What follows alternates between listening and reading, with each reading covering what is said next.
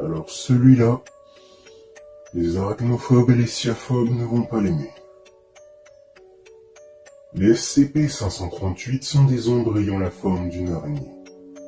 Elles vagabondent d'ombre en ombre jusqu'à trouver celle d'un être vivant sur lesquelles elles pourront s'attacher afin de se nourrir.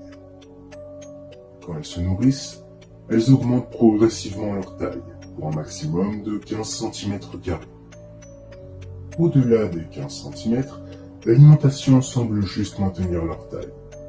Pour l'instant, le processus s'est révélé inoffensif pour l'hôte. Les petites bêtes peuvent aussi s'attacher à l'ombre d'objets inanimés, mais si au début elles semblent grossir, avec le temps elles rétréciront, montrant qu'un hôte vivant est primordial pour leur espèce.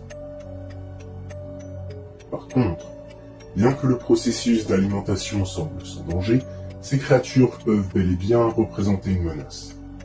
Si une de ces créatures se sent menacée, par exemple si leur hôte fait un mouvement trop brusque pour elle, elles mordent leur hôte avant de s'enfuir. La victime passera alors par 5 phases qui dureront 1 heure au total.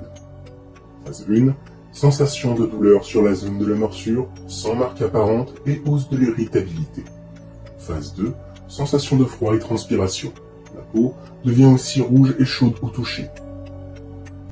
Phase 3, agressivité extrême envers toutes les personnes proches de la victime, ainsi que dysfonctionnement des fonctions motrices et du langage. Phase 4, la peau vire au blanc pâle et sa température corporelle chutera entre 5 et 8 degrés. Aussi, la victime s'excusera à outrance pour son comportement précédent, justifiant qu'il ne se sentait pas bien, et ira se réfugier dans un endroit sombre. Phase 5, dissolution de la victime en un fluide translucide qui se décomposera en de multiples petits spécimens de SCP-538. Il n'y a malheureusement pas de remède à la morsure. Alors, gare à vous si vous ressentez des frissons le long de votre corps. Et surtout, pas de mouvements brusques.